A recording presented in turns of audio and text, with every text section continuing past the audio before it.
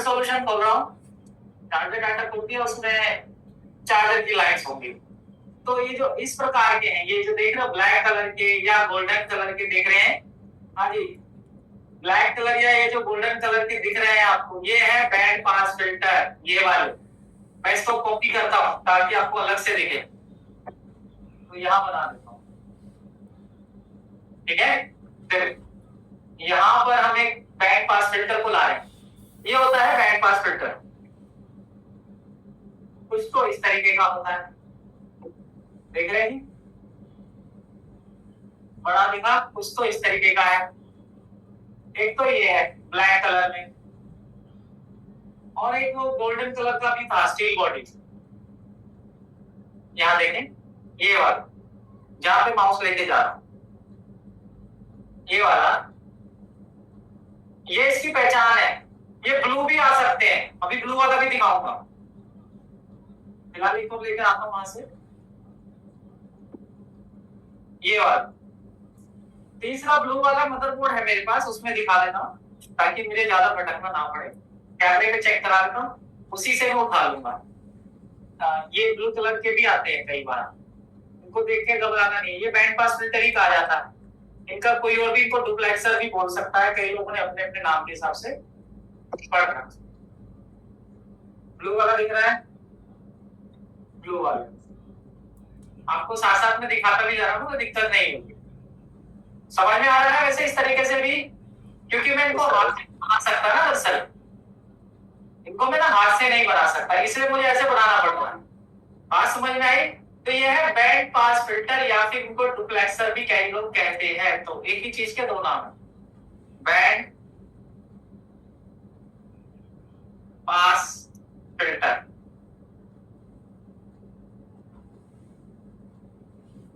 बात समझ में आई? पहचान कैसे करेंगे बैंड पास फिल्टर की? ये कलर के होता है, ब्लैक, ब्लू या गोल्डन, लेकिन स्क्वायर शेप में मिलता है, या हल्का सा आयताकार भी हो सकता है। क्या समझ पा रहे हैं इस बात को? आगे अब मैं इसका वर्किंग बताता हूं। देखो वर्किंग समझो, होता क्या है, band pass filter antenna line को रिसीव करता है जहां से नेटवर्क आएगा, और उससे उसके अंदर से रिसीविंग सिग्नल और ट्रांसमिटिंग सिग्नल को अलग करता है। ये इसका काम है। रिसीविंग सिग्नल में से, जो कि रिसीविंग सिग्नल जिसमें रिसीविंग भी है ट्रांसमिटिंग भी है, रिसीविंग और ट्रांसमिटिंग सिग्नल को अलग करना बैंड पास फिल्टर का काम है। देखिए ये आपका 2G 3GP है, आपको ये क्या स्क्रीन पे कुछ बोर्ड दिख रहा है क्या? एक बार बताओ, बोर्ड दिख रहा है? हाँ सर दिख रहा है, मदरबोर्ड। अब देखो यहाँ से ये एंटीना वाले पॉइंट से यहाँ नेटवर्क इसमें एंटर करा, इसमें 2G 3GPA में इसमें प्रोसेस होता है, फिर इसमें प्रोसेस होने के बाद एक नेट सिग्नल बनाता है जिसका नाम है TRX, और TRX को ये बैंड पास फिल्टर में दिया है। जब TRX आपका फोन में एंटर करेगा तो ये बैंड पास फिल्टर उसको छांट देगा, रिसीविंग सिग्नल अलग भेज देगा, ट्रांसमिटिंग सिग्नल अलग भेज देगा। ट्रांसमिटिंग सिग्नल 4GPA में जाएगा और रिसीविंग सिग्नल RFIC या फिर WDR में जाएगा। क्या बात समझ पा रहे हैं अभी? हाँ जी, हाँ अच्छा चलो ठीक है, मैं यही चीज को आपको समझाऊंगा ना। हार्डवेयर सॉल्यूशन में क्या कच्चा कच्चा रहता है दिमाग में, तो बनाना ही पड़ेगा मुझे लग रहा है। आपको क्या व्हाइट स्क्रीन दिख रहा है? बैंड पास फिल्टर के बारे में आया में जल्दी से दिख रहा है क्या आपको? अभी तो आवाज ठीक आ रहा है। यहाँ पर अपना क्या है, मैं खोलता हूँ कंपोनेंट ने, खोला मैंने कंपोनेंट ने। अब देख ये अपना क्या है, 2G 3GPA, इसमें एंटीना की लाइन आता है, तो मैं इसको बना देता हूँ, ठीक है। 2G 3GPA में देखना एंटीना लाइन आ रही है, जहां पे नेटवर्क वायर लगता है, तो ये 2G 3GPA बना दो।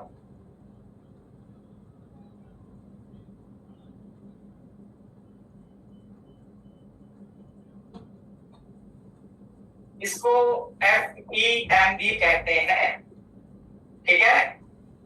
बात समझ में आई? अब देखो नेटवर्क की वायर पहले तो इसमें मेन एंटीना की रिसीविंग होती है, तो एंटीना की रिसीविंग इसमें लिख देता नेटवर्क वायर, इसके अंदर एंटर कर जाएगी सिग्नल, नेटवर्क वायर सिग्नल लिख देता हूं मैं, इसको एंट्री कर देता हूं यहाँ पे, कलर चेंज कर देता हूं यहाँ पे,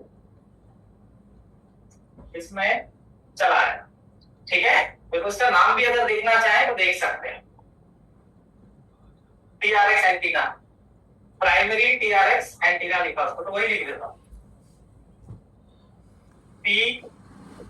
टीआरएक्स एएन, ये इस लाइन का है नाम, ये सॉकेट से आती है आपके नीचे जो वायर होता है ना उससे आता है, ये वो वाला सिग्नल है। अब गया और इसने उसको प्रोसेस करके कन्वर्ट कर दिया टीआरएक्स में, दिखा रहा है यहाँ पे देखो, टीआरएक्स बैंड 1 दिखा रहा है, हाँ जी, एक बना दिया बैंड 1 का इसने, तो यहां से इसने निकाल दिया टीआरएक्स B1 निकाल दिया, C1 निकाल दिया, जो भी एक निकाल दिया इसने, तो टीआरएक्स देखते हैं यहाँ पे, टीआरएक्स B1 इसने निकाला और एक बैंड पास फिल्टर के इनपुट में देखते हैं,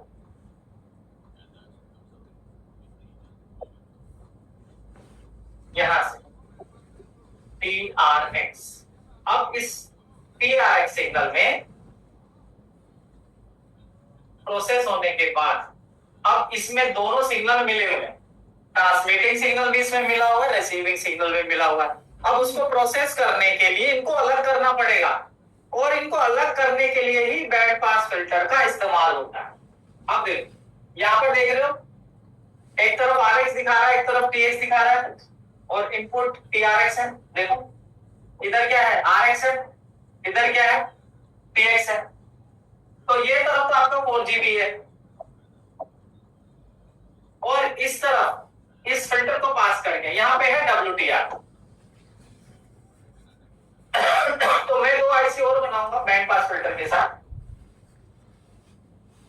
तो बनाते हैं एक बैंड पास फिल्टर या फिर डुप्लेक्स, BPF।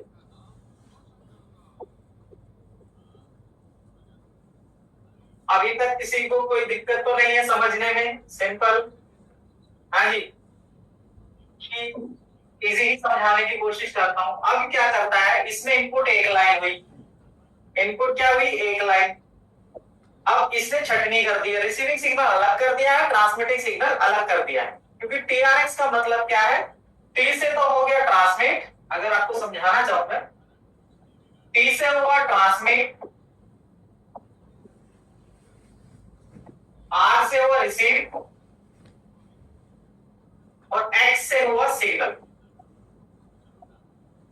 बात समझ में आया, तीनों के नंबर वर्ड समझ में आए, हाँ जी, बता देना, ठीक है ठीक। अच्छा ये हो गया। अब इसने 2 सिग्नल छाड़ दी, नंबर 1, अब देखो अब आ रहा है इतना लेट, तो मैं ज्यादा लेट नहीं कर सकता ना, 1 से 2 की क्लास, 100 के उठ के आएंगे।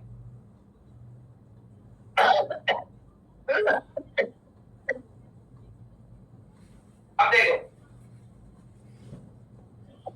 एक मैंने निकाल दिया, इसने अलग कर दिया टीएक्स, और एक अलग कर दिया, अलग कलर से बनाऊंगा आरएक्स।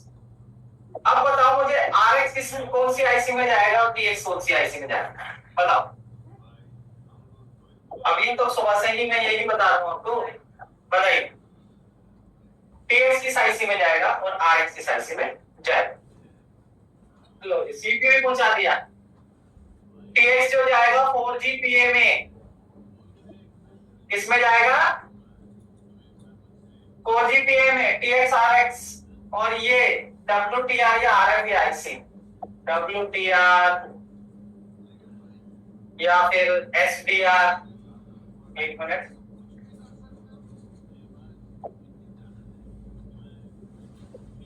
और RFIC, एक ही चीज के 3 नाम होते हैं। हाँ अब बोलो जी, कंफ्यूजन दूर करने के लिए ही मैं पढ़ा रहा था। अब बताओ हो गया कि नहीं हो गया, हो गया। अब एक बात बताओ, कॉमन सेंस लगाओ, क्या ये बाईपास हो सकता है,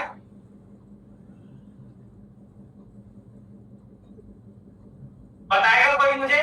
क्या कोई बाईपास कर सकता है इसको? चलो मैं दिखा देता हूँ आपको हार्डवेयर सॉल्यूशन। इसका स्क्रीनशॉट लेना चाहो तो ले सकते हैं, ठीक है। आप एक बात बताओ, यहाँ पे इसमें सिग्नल एंटर हुआ जिसमें रिसीविंग और ट्रांसमिटिंग सिग्नल दोनों है, ठीक है। इसमें रिसीविंग और ट्रांसमिटिंग सिग्नल दोनों है यहाँ पे।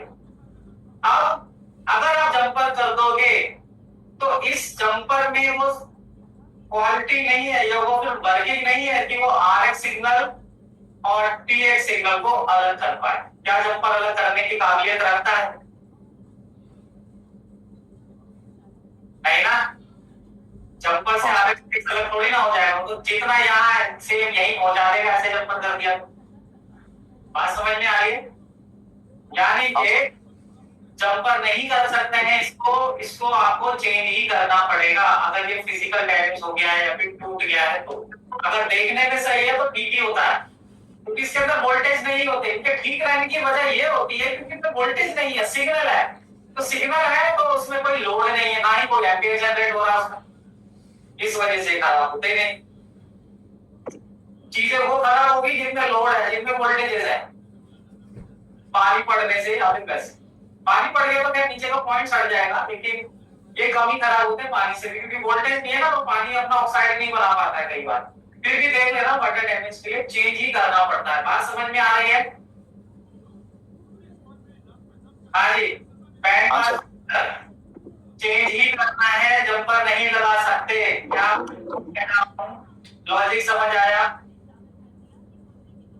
अच्छा, इसको बाईपास नहीं करना है, ओनली चेंज करना।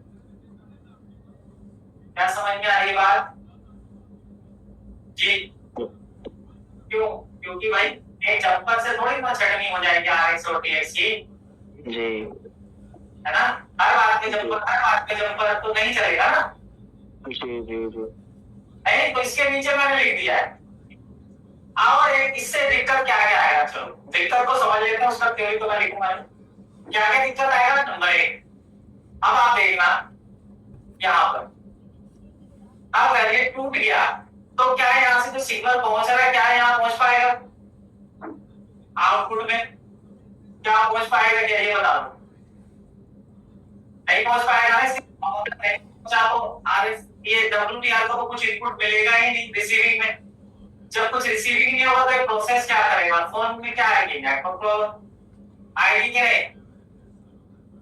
आंसर आऊंगा आएगा। दूसरा, 4GPA को नहीं जाएगा तो भी नेटवर्क प्रॉब्लम आएगा। बात यह है कि किस आईसी से खराब होने से क्या प्रॉब्लम है, फॉल्ट फाइंडिंग का कॉन्सेप्ट है जो मैं फॉल्ट फाइंडिंग आपको लिखवाऊंगा या समझाऊंगा। लेकिन अभी इस बैंड पास फिल्टर का क्या काम है? इसे बाईपास नहीं कर सकते, बस इसका होना जरूरी है। बात समझ में आई? आंसर ठीक है। अब देखो इसका काम क्या है। ये ना अलग अलग बैंड के लिए लगे होते हैं। मान लीजिए बैंड पास फिल्टर, ठीक है, ये बैंड क्या है? इसको मैं कॉपी करता हूँ, इसको बैंड के नाम से दिखा रहा होगा। देखते हैं ये कहां पर है। ये रहा 2GPA, 2GPA के पास शील्ड है, शील्ड के एक छोड़ के दूसरा हम सर्च कर रहे हैं, एक छोड़ के दूसरा, ठीक है। स्कीमेटिक इस तरह। आज थोड़ा जल्दी मुझे कराना है क्योंकि काम आपको समझ भी आए और आराम से भी समझे तो दिक्कत नहीं।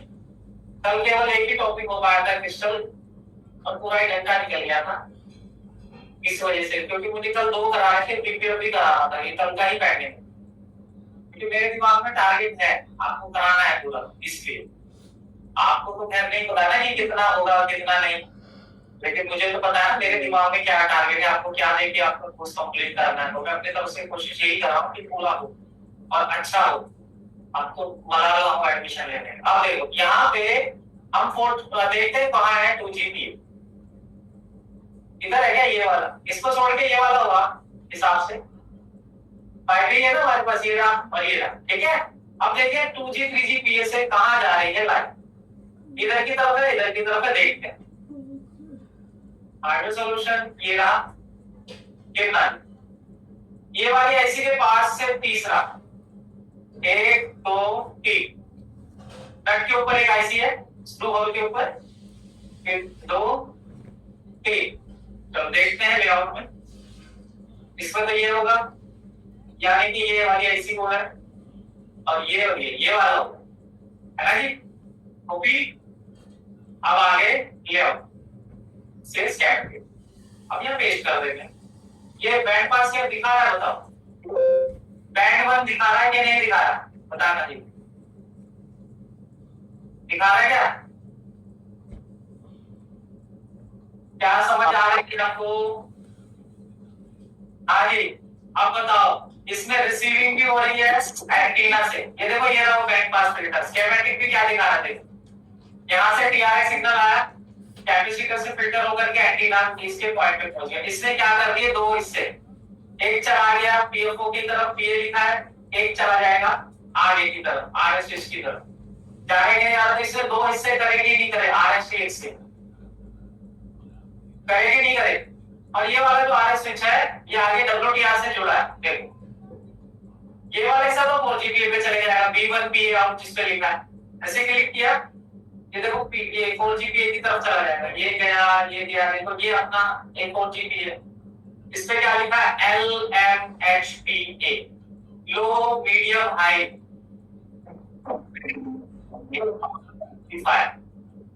ठीक है, ये 4Gbps है। अगर 4Gbps नहीं समझ आ रहा तो देखो इस पे लिखा है U3203 और ये पतला और लंबा होगा, देखो ये रहा 4Gbps। तो एक सिग्नल तो यहाँ चला गया TX वाला, दूसरा देखो बैक कर दूंगा, हाँ आगे बैक वापस। अब RX वाला देखो WTR में जाना चाहिए, अभी डायरेक्ट WTR में नहीं जाएगा, पहले इस कैपेसिटर से होते हुए इस RS स्विच में जा रहा है, अब RS स्विच से होते हुए WTR में जाएगा।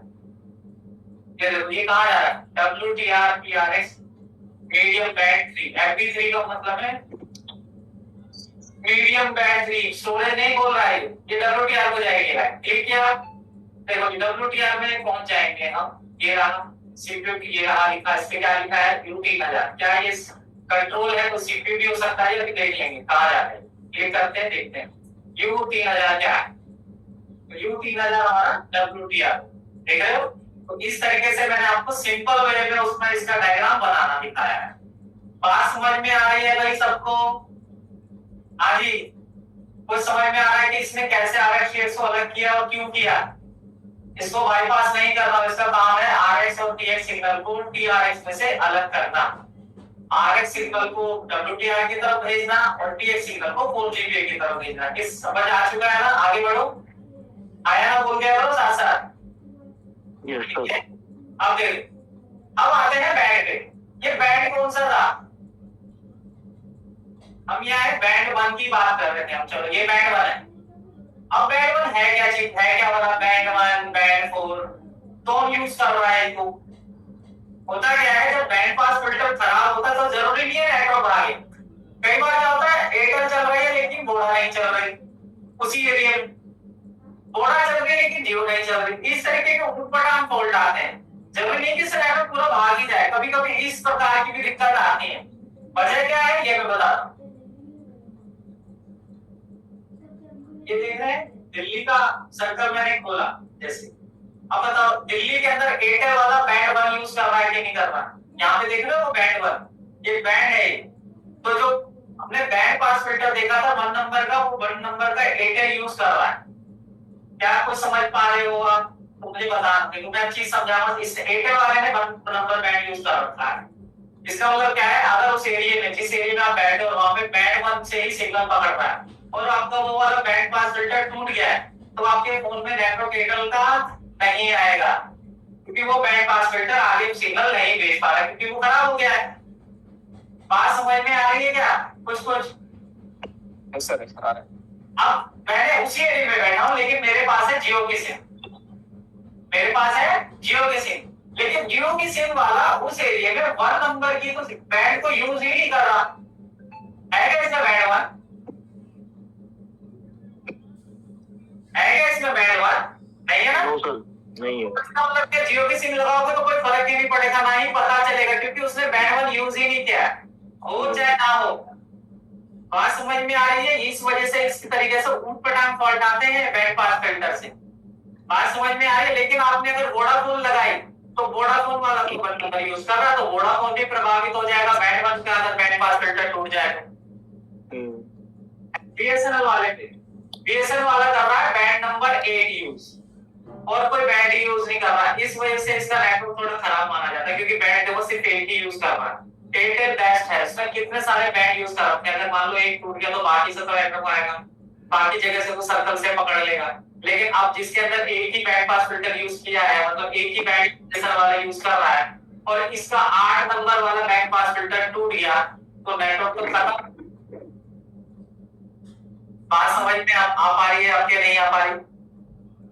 हाँ जी, अब बैंड 8 वाला ही टूट गया, इसमें से अगर इसमें यूज किया, ये वाला ही टूट गया, ये वाला बैंड 8 वाला डुप्लेक्सर लिखा है, देखो डुप्लेक्सर, इसलिए मैं कहता बैंड पास फिल्टर का नाम डुप्लेक्सर भी होता है, तो इसको मैं कॉपी करता हूँ। अब ये वाला टूट गया, तो बीएसएनएल की आपने सिम लगाई हुई है, तो क्या वो चली जाएगी बताओ? बाकी चलेगी, लेकिन बाकी चलेगी, कुछ समझ आ रहा है? हाँ सर, आ रहा है ना?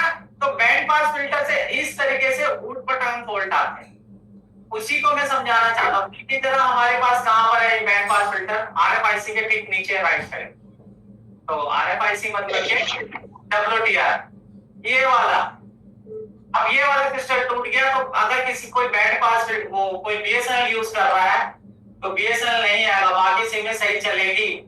ऐसे फॉल्ट आते नहीं आते आपके पास? कई बार दिमाग घूम जाता है, क्या आईसी तो ठीक ही होगी, काम कर रही है तो आईसी सही है, ये वाला शील्ड उतारने में टूट गया, क्योंकि शील्ड यहाँ पास में लगा है।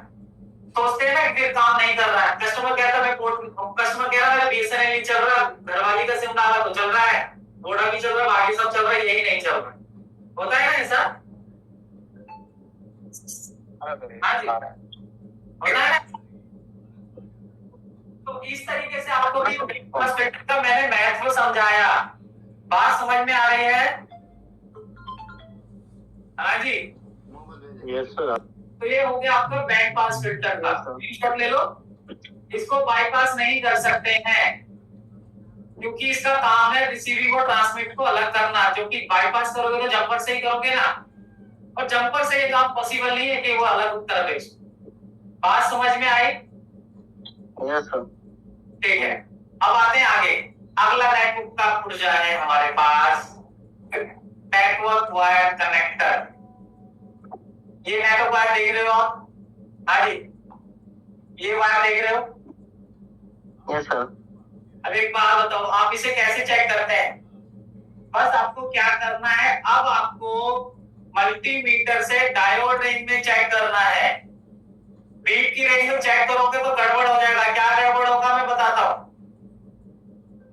बीट मल्टीमीटर दे देता है 0 से लेके, मल्टीमीटर जो बीट करता है, एक मिनट, मल्टीमीटर जो बीट करता है ना, वो कर देता है 0 से 50 के बीच। 0 से 50 के बीच जैसे ही कोई कनेक्ट उसे रेजिस्टेंस मिला, उसने कर दिया बीट। लेकिन अगर ये वायर आपकी खराब होती ना, कई बार तो इसमें रेजिस्टेंस बन जाता है, और अगर रजिस्टर 50 तक भी है तो आपको लगेगा वायर सही, लेकिन नेटवर्क लो आएगा। तो इसकी सही चेकिंग क्या है, आपको डायोड रेंज में चेक करना है। मल्टीमीटर को कौन सी रेंज में लगाना है? डायोड रेंज में। और फिर अंदर से कनेक्शन चेक करना है, अंदर से कनेक्शन चेक करना है, और बाहर से। और जो रीडिंग है वो 0.00 डायोड की रेंज आनी चाहिए, नहीं तो आप मल्टीमीटर में धोखा खा जाओगे बी ब्रेक से। आप वायर को सही समझो। बात ये चेकिंग की समझ आई? Yes sir. ठीक है, आपको इस तरीके से इसे चेक करना है। हाँ जी, किसी को डाउट तो नहीं है? No sir. अब आते हैं अगले पॉइंट पर। इसके अलावा आपके साथ ऐसा भी होता होगा कि आप ये इस तरीके की कॉइल देखते होंगे नेटवर्क सेक्शन में, देखते हैं डॉटेड कॉइल, ये वाली डॉटेड कॉइल जो ये ब्लू कलर में है, ये व्हाइट कॉइल इसमें ब्लैक कलर का डॉट है, या मिक्स कलर कॉइल है। इस तरीके के आपको नेटवर्क सेक्शन में कुछ छोटी छोटी कॉइलें दिखते हैं, देखते हैं कि नहीं? हाँ देखते हैं ना, अगर ये मिस हो गई तो आपको इसको सेम कलर और सेम साइज का लगाना है, जंपर नहीं करना। बात समझ में आ रही है? इसको जंपर नहीं करना है, सेम कलर और सेम साइज का लगाना है। सुन पा रहे हैं मुझे? हाँ जी, लिख दो यहाँ पे, सेम कलर और सेम साइज का लगाना है। हाँ जी, इसको जंपर नहीं करना, इसको सेम कलर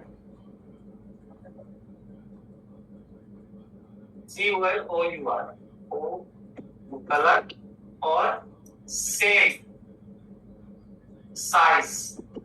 मेट्रो सेक्शन में आपको कुछ पुर्जे दिखते हैं ना, थोड़ा सा डिजिटल नोट्स बन रहे हैं आज, क्योंकि ना ये पुर्जे जो है ना, मैं इनको बहु बना नहीं सकता ना इस पे, क्या कहते हैं उसको, कीबोर्ड से आपके उसे बन नहीं सकता, तो जैसे जैसे मेरे को सही लगा वैसे वैसे बना। इसको जंपर नहीं करना है, इसको सेम कलर या सेम साइज का लगाना है। क्या ये समझ पा रहे हैं? हाँ जी, समझ में आई बात? सुनाई नहीं दे रहा है किसी को? फिर मैं आगे बढ़ू ना, देखो। हाँ जी, समझ में आ रहा है?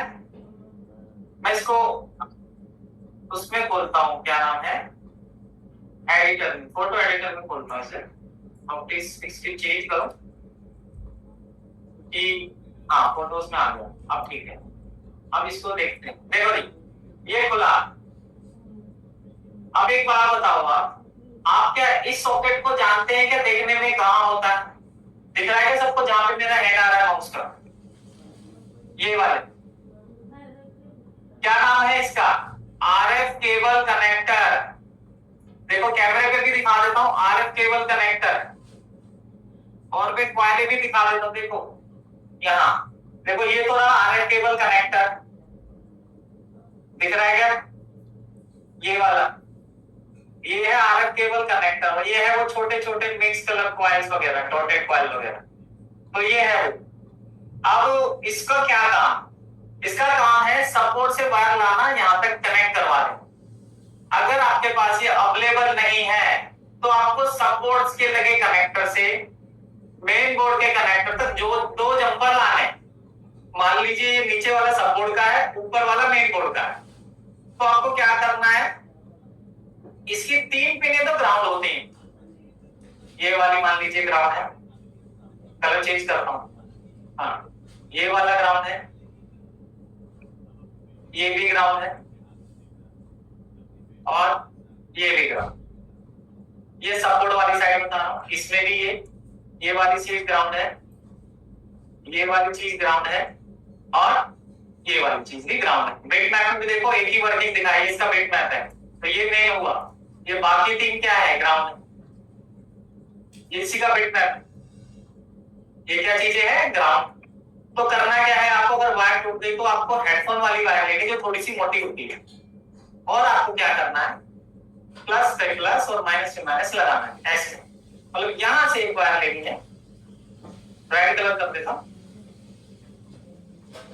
यहां से एक वायर लेना है और ऐसे जोड़ देना, और एक बाहर के आउटर सर्कल से एक वायर मोड़ देनी, ऐसे बस। उससे क्या होगा, आपको वायर की जगह पे अपनी जंपर चल जाएगा। लेकिन अगर जुगाड़ करना है मजबूरी में तब करना है, ये नहीं सबने जंपर लगाना बता रहे को हटा के जंपर ही करें। बात समझ में आ रही है? ठीक है, अब आगे बढ़े। इसको किसी ने देखा है? इस भाई साहब को अभी मैं हटाता हूं, ये भाई साहब को देखा है किसी ने? हेटरो सेक्शन में लिखा भी हुआ है नीचे, क्या लिखा है इसके नीचे बताओ? म्यूचुअल कपलर, म्यूचुअल, ठीक है। ये कभी कभी किसी सेट में बाईपास कर सकते हैं, कभी कभी किसी सेट में इसको लगाना ही पड़ेगा। डिपेंड करता है ये कितने कनेक्शन इनपुट ले रहा है, कितने कनेक्शन आउटपुट ले रहा है। जैसे मान लीजिए यहाँ पे इसमें एक कनेक्शन इनपुट हुआ और एक ही कनेक्शन इसने आउटपुट कर दिया, तो इसका बाईपास करना संभव है या नहीं? Yes, sir. और अगर ये एक कनेक्शन इनपुट में ले रहा है, एक कनेक्शन इनपुट में ले रहा है, 2 कनेक्शन डिस्ट्रीब्यूट कर रहा है अलग अलग सेक्शन में, एक अलग जा रहा है और एक अलग जा रहा है, तो फिर बाईपास करना संभव नहीं है। क्योंकि क्योंकि वो फिर नेटवर्क का इशू कर देगा जिसके भी सेक्शन में ये लगा है। थोड़ी सी चेकिंग करने के लिए आप एक बार को ऐसे इसको शॉर्ट कर सकते हो, इनपुट और आउटपुट को आपस में जोड़ सकते हो दोनों तरफ। अगर काम कर जाए तो समझ जाना इसी से दिक्कत है, आप उसको बदल ले। अब देखो करना क्या है, इसको पहले हम समझ ले। ये है म्यूचुअल कपलर, और म्यूचुअल कपलर जो है देखो मैं इसमें दिखाता हूं, इसमें ये लगा हुआ दिख रहा है क्या? अब ये वाला जो है इसका पार्ट नंबर कॉपी कर लेते हैं। ये रहा U404502 और यहाँ आगे ले आओ स्कीमेटिक की तरफ और यहाँ कर देते हैं पेस्ट। अब बताओ ये वाला आ गया। अब इसमें देखो ये म्यूचुअल कपलर है, देखना। अब इसने एक इनपुट लिया, दो आउटपुट कर दी। यहाँ पर देखो ये एंटीना का पॉइंट है, इसमें इनपुट आ रहा है, एंटीना लिखा है इस पे। हाँ लिखा है कि नहीं लिखा जी? ये वाला मैं मार्क कर दूंगा तो नजर आएगा। यहाँ से एंटीना इसके अंदर पहुंचा, एंटीना से, और इसने एक साइड को भेज दी जीपीएस के लिए और एक साइड भेज दी वाईफाई और ब्लूटूथ के लिए। ठीक है, तो ये बाईपास करना रिस्की रहेगा या फिर नेटवर्क अच्छे से आएगा नहीं। चाहो तो आप ऐसे और ऐसे इसको जोड़ सकते हो। बात समझ में आई? लेकिन काम टेम्परेरी है, वो चेकिंग के लिए बता रहा हूं। जिसमें एक इनपुट और दो आउटपुट है उसको बाईपास ना करके चेंज ही करना। खाली टेम्परेरी चेकिंग के लिए एक बार देख लेंगे आप फॉल्ट सही हुआ कि नहीं। बात समझ में आ रहा है? हाँ जी, तो एक नोट 6 प्रो दिखा आपको।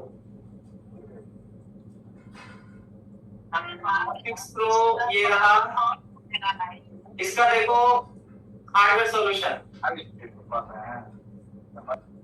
इसमें भी म्यूचुअल कपलर देखने में लग रहा है। अब लेकिन उसमें एक ही इनपुट है और एक ही आउटपुट है। एक ही इनपुट एक ही आउटपुट है। ये वाला जो है मुझे लग रहा है ये म्यूचुअल कपलर दिख रहा है, वैसा ही है 1 और 3 नंबर भी। अब इसको बाईपास कर सकते हैं कि नहीं, क्योंकि इसने कंपनी ने तो नहीं दिखाया बोलने वालों। तो इसका स्कीमेटिक खोल लेते, देखिए इसमें इनपुट एक है कि दो है या नहीं। तो रहेंगे, इसका खोलेंगे लेआउट और इसका खोलेंगे स्कीमेटिक। तो म्यूचुअल कपलर जो है आपका बाईपास होगा यानी इनपुट आउटपुट पे निर्धारण होगा कि हाँ भी निर्धारित यही करेगा कि आप बाईपास कर सकते हैं या नहीं। जंपर करो या फिर वहां पे कॉइल लगा दो, वो आपके ऊपर है। लेकिन पहले एक बार ये देख लो इनपुट आउटपुट का क्या सीन। तो यहाँ पर हम आए, अब इसका नाम ये वाला FL 1806 कॉपी नहीं हो पा रहा है तो मैं टाइप कर दूंगा यहाँ पे। इसमें दिक्कत है स्कीमेटिक में, टाइप ही करना पड़ेगा, फाइंडर में कॉपी नहीं होगा। अब बताओ ये वाला आ गया FL 1806, देख रहे हैं जी। अब देखो इसमें इनपुट और आउटपुट ही है, ग्राउंड है बस। तो ये बाईपास हो पाएगा या नहीं हो पाएगा बता दो। हो जाएगा सर, हो जाएगा ना। तो स्कीमेटिक की जानकारी होगी तो बाईपास हो जाएगा। अब एक बार तो ये कॉइल है यहाँ इसके बगल में लगी है L1815। अब इसका वैल्यू है 1.8 नैनो हेनरी। अगर आप इसकी जगह जंपर लगा दोगे तो काम गलत हो जाएगा कि नहीं हो जाएगा बताओ वैल्यू में। इसीलिए मैंने कहा है कि आप इसको चेंज करिए, डॉटेड कॉइल वगैरह है। बात समझ में आई? अब ये वाला जो पॉइंट है ये बाईपास हो जाएगा, यानी कि आप इसको यहां से बाईपास कर सकते हैं। अब हुआ ना कंफर्म। अब आपकी मर्जी, आप यहाँ पे या तो एक रजिस्टर लगा दो 3 ओम का बड़ा या फिर एक कॉइल लगा दो इस साइड की, देखने में भी अच्छा लगेगा। अगर ये टूट जाए तो, वरना ये खराब नहीं होगा, फिजिकली डैमेज होगा तभी खराब है। कोई शील्ड उतारा इसको तोड़ डाला, आपके पास फोन आया, अब आप क्या करोगे? ढूंढोगे यार कहां से मिलेगा, सेम बोर्ड आएगा जब करूंगा, सेट को वापस देना पड़ेगा। इस वजह से मैं आज आपको जुगाड़ वाली चीजें सिखा रहा हूँ। समझ में आई बात कि बाईपास कर सकते हो तो देख लो, कर लो, नहीं तो कस्टमर को ही सेट वापस दे देते हैं, है या नहीं। और आपको मैंने बैंड पास फिल्टर भी समझाया। क्यों समझाया? कई बार क्या होता है बैंड पास फिल्टर जो यूज नहीं हो रहा उसको उठा के बगल में लगा दो तो भी काम कर जाता है। जैसे आपका ये 5A है, ठीक है, आपको मिल नहीं रहा, बिल्कुल देखने में सेम एक जैसा बगल में लगा है, वो उसको उठा करके जहां से टूट गया उधर लगा के चेक कर लो, उससे नेटवर्क आ जाए। कस्टमर की सिम चल गई तो आपको पैसे दे देगा, उसको क्या दिक्कत है। बात समझ में आई? Yes sir. ठीक है, मान लीजिए ये टूट गया लेकिन ये देखने में बिल्कुल सेम है, इसको यहाँ लगा के देख लिया, एक तो वो भी बात हो जाएगी, हाँ भी इसी से नेटवर्क आ रहा है कि नहीं, चेकिंग भी हो जाएगी कि नहीं। तो ये मैं आपको ट्रिक दे रहा हूँ रिपेयरिंग की, और जबकि मैंने अभी फॉल्ट फाइंडिंग भी स्टार्ट कराई है। बात समझ रहे हो ना, मैंने क्या फॉल्ट फाइंडिंग स्टार्ट किया नहीं कराया। देखो कितनी सारी चीजें मैंने आज बताई, एक ये बता दिया। अब आते हैं ये एंटीना स्विच पर, ये देखा है, ये तो देखा ही होगा, ये होता है एंटीना स्विच। इसका काम होता है नेटवर्क को आगे फॉरवर्ड करना, मतलब कि भेजना। कंपनी खुद इसको कोस्ट कटिंग के लिए बाईपास करके भेजती है खुद। तो हम भी इसको बाईपास कर सकते हैं। देखो मैं दिखाता हूँ, एक एट का बोर्ड दिखा रहा हूँ, कैमरा दिखा क्या आपको, दिख रहा है ना। अब यहाँ पर देखो, यहाँ पे पहले जो शुरुआत के एटे निकाले थे तो उनमें यहाँ पे लगा दिया था एंटीना स्विच, लेकिन अब उसने कोस्ट कटिंग की। भाई काम जब भी करते हैं तो प्रोडक्ट पीस करोड़ों में निकालते हैं, एक ही छोटे छोटे पुर्जे का भी वैल्यू है। उसने क्या किया, ये हटा के यहाँ पे क्या कर दिया, रजिस्टर लगा दिया, हो गया बाईपास, जीरो का लगा के। बात समझ में आ रही है। Yes sir. तो हम भी तो इसको बाईपास कर सकते हैं, मतलब इस एंटीना स्विच को अगर आपसे टूट जाए तो आप क्या कर सकते हो, या तो यहाँ पे जंपरिंग करो या फिर जीरो का या फिर एक कॉइल रजिस्टर लगा सकते। बात समझ में आया। लेकिन अगर अच्छा साफ सुथरा काम करना है तो जीरो ओम का रजिस्टर लगा दो या फिर दूसरे बोर्ड से ही लगा दो, काम तो करेगा। लेकिन इसके अंदर नाजुक ये इतना होता है कि आपसे अगर आपने हीट टेम्परेचर कंट्रोल अच्छे से नहीं किया तो ये अंदर से जल जा रहा है, होता है ना ऐसा। इसीलिए क्या हो, जंपर कर लो या फिर इसकी जगह पार्ट लगा दो। समझ आ रही है चीजें। आज मैंने आपको इतने सारे कंपोनेंट कराए, वो ठीक है। मैंने बैंड पास फिल्टर भी आपको समझाया और बाकी चीजें आपने समझी। कल आपने क्रिस्टल समझा, तो देखो उसके बाद मैंने आज आपको बैंड पास फिल्टर कितनी सारी चीजें आपको समझाई हैं। अब एक आ जाते हैं, एक चीज और, क्योंकि मैंने बोर्ड में देखा है, पहले मैंने छोटे छोटे प्रोजेक्ट को कवर कर रहा हूं, उसके बाद आईसी पे आऊंगा।